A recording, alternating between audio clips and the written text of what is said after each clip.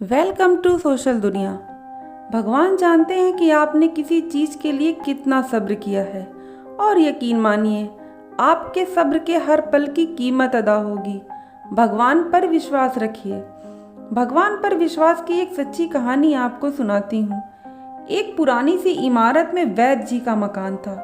पिछले हिस्से में रहते थे और अगले हिस्से में दवाखाना खोल रखा था।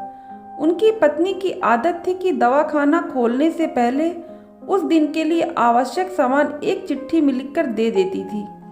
वैद्य जी गद्दी पर बैठकर पहले भगवान का नाम लेते, फिर वह चिट्ठी खोलते, पत्नी ने जो बातें लिखी होती उसके भाव देखते, फिर उसका हिसाब करते, फिर परमात्मा से प्रार्थना करते, हे भगवान, मैं केवल तेरे आदेश के अनुसार तेरी भक्ति छोड़कर यहाँ दुनियादारी के चक्कर में बैठा हूँ। वैद्य जी अपने मुंह से कभी किसी रोगी से फीस नहीं मांगते थे।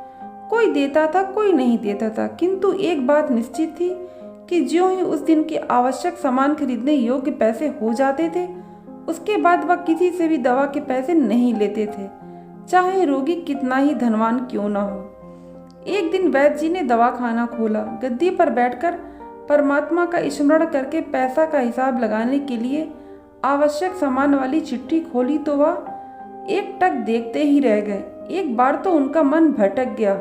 उन्हें अपनी आंखों के सामने तारे चमकते हुए नजर आए, किंतु शीघ्र ही उन्होंने अपनी तंत्रिकाओं पर नियंत्रण पा लिया। आटे दाल चावल के बाद पत्नी ने लिखा था, बेटी का विवाह 20 तारीख को है, दहेज का सामान। कुछ देर सोचते रहे, फिर बाकी चीजों की कीमत लिखने के बाद दहेज के सामने लिखा, यह काम परमात्मा का है, परमात्मा जाने। एक दो रोगी आए थे, उन्हें वैद्य जी दवाई दे रहे थे।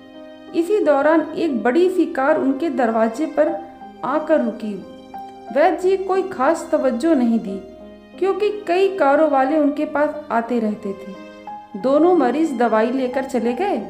वह सूट बूट साहब कार से बाहर निकले और नमस्ते करके बेंच पर बैठ गए। वैद्य जी ने कहा कि अगर आपको अपने लिए दवा लेनी है तो इधर स्टूल पर आए ताकि आपकी नाड़ी देख लूं, और अगर किसी रोगी की दवा लेकर जाना है तो बीमारी की स्थिति का वर्णन करें। वह साहब कहने लगे, वैद्य जी, आपने मुझे पहचाना नहीं। मेरा नाम कृष्णलाल है, लेकिन आप मुझे पहचानोगे भी कैसे, क्योंकि मैं 15-16 साल बाद आपके दवाखाने पर आया हूँ। आपको पिछली मुलाकात का हाल सुनाता हूँ, फिर आपको सारी बात याद आ जाएगी।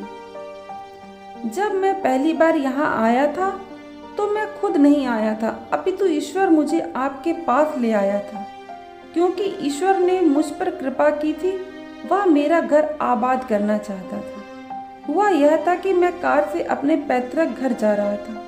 बिल्कुल आपके दवाखाने के सामने हमारी कार पंचर हो गई। ड्राइवर का कार का पहिया पंचर बनवाने के लिए चला गया। आपने देखा कि गर्मी में मैं कार के पास खड़ा था, तो आप मेरे पास आए और दवाखाने की ओर इशारा किया और कहा कि इधर आकर कुर्सी पर बैठ जाओ। अंधा क्या चाहे दो आंखें, और कुर्सी पर आकर बैठ गया। ड्राइवर ने कुछ ज़्यादा ही देर लगा दी थी। एक छोटी सी बच्ची भी वहाँ आपकी मेज के पास खड़ी थी और बार बार कह रही थी, चलो ना बाबा, मुझे भूख लगी है। आप उससे कह रहे थे कि बेटी थोड़ा धीरज धरो, चलता हूँ। मैं यह सोचकर कि इतनी देर से आपके पास बैठा था और मेरे ही कारण आप खाना खाने भी नहीं जा रहे थे। मुझे कोई दवाई खरीदनी नहीं थी, लेकिन तब भी मैंने बैठने का भार महसूस ना हो, इसलिए मैंने कहा, वैद्य जी, मैं पिछले 5-6 साल से इंग्लैंड में रहकर कारोबार कर रहा हूँ। इंग्लैंड जाने से पहले मेरी शादी हो गई थी, लेकिन अब तक बच्चे के सुख से वंचित हूँ। यहाँ भी इलाज कराया और वहाँ इंग्लैंड में भी कराया, लेकिन किस्मत ने निराशा के सिवा और कुछ भी नहीं दिया। आपने कहा था, मेरे भाई, भगवान से निराश ना हो। याद रखो कि उसके कोष में किसी चीज की कोई कमी नहीं है। आस, औलाद, धन, इज्जत, सुख, दुख, जीवन, मृत्यु, सब कुछ इसी के हाथ में है। यह किसी वैद्य या डॉक्टर के हाथ में नहीं होता और ना ही किसी दवा में होता है। जो कुछ होना होता है वह सब भगवान के आदेश से होता है। औलाद देना है तो उसी को देना है। मुझे याद है आप बातें करते जा रहे थे और साथ साथ पुड़िया भी बनाते जा रहे थे।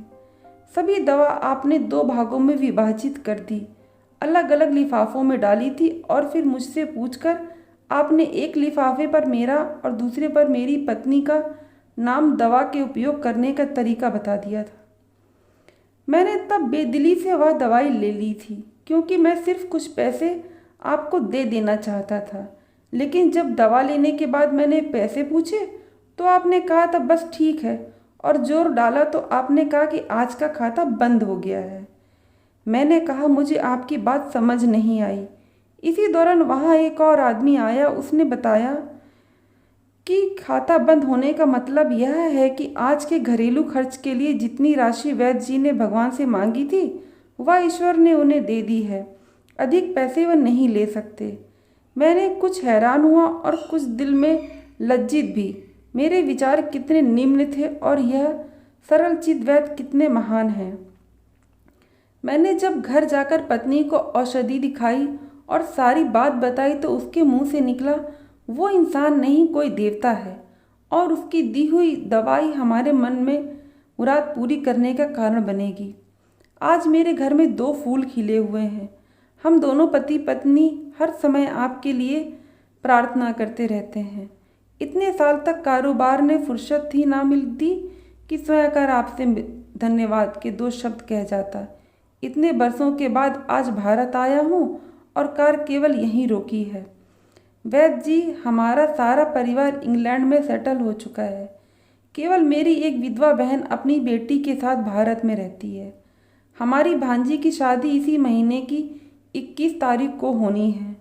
ना जाने क्यों जब जब मैं अपनी भांजी के भात के लिए कोई सामान खरीदता था तो मेरी आंखों के सामने आपकी वह छोटी सी बेटी भी आ जाती थी और हर सामान मैं दोहरा कर खरीद लेता था। मैं आपके विचारों को जानता था कि संभवतः आप यह सामान ना लें, किंतु मुझे लगता था कि मेरी अपनी सगी भांजी के साथ जो चेहरा मुझे बार बार दिख रहा है वह भी मेरी भांजी ही है। मुझे लगता था कि ईश्वर ने इस भांजी के विवाह में मुझे भात भरने की जिम्मेदारी दी है। वैद्य जी की आंखें आश्चर्य से खुली की खुली रह गईं। बहुत धीमी आवाज़ में बोले, कृष्णलाल जी, आप जो कुछ कह रहे हैं मुझे समझ नहीं आ रहा है कि ईश्वर की क्या माया है। आप मेरी श्रीमती जी के हाथ की लिखी हुई यह चिट्ठी देखिए। और वैद्य जी ने चिट्ठी खोलकर कृष्णलाल जी को पकड़ा दी। वहाँ उपस्थित सभी लोग यह देखकर हैरान रह गए कि दहेज का सामान के सामने लिखा हुआ था, यह काम परमात्मा का है, परमात्मा जाने। कांपती सी आवाज़ में वैद्य जी बोले, कृष्णलाल जी, विश्वास कीजिए कि आज तक कभी ऐसा नहीं हुआ कि पत्नी ने चिट्ठी पर आवश्यकता लिखी हो और भगवान ने उसी दिन उसकी व्यवस्था न कर दी हो। आपकी बातें सुनकर तो लगता है कि भगवान को पता होता है कि किस दिन मेरी श्रीमती क्या लिखने वाली हैं, अन्यथा आपसे इतने दिन पहले ही सामान खरीदना आरंभ न करवा दिया होता परमात्मा ने। वाह भगवान वाह, तू महान है, तू दयावान है। मैं हैरान हूँ कि यह कैसे अपने आप रंग दिखाता है। वैद्य जी ने आगे कहा, संभाला है, एक पाठ पढ़ाया है। सुबह परमात्मा का आभार करो, शाम को अच्छा दिन गुजरने का आभार करो, खाते समय उसका आभार करो, सोते समय उसका आभार करो। तो परमात्मा के ऊपर विश्वास की सच्ची घटना आपको कैसी लगी, कृपया कमेंट्स बॉक्स में बताएं। वीडियो को लाइक और चैनल को सब्सक्राइब करें। कल फिर मिलूंगी एक नई कहानी के साथ। धन्यवाद।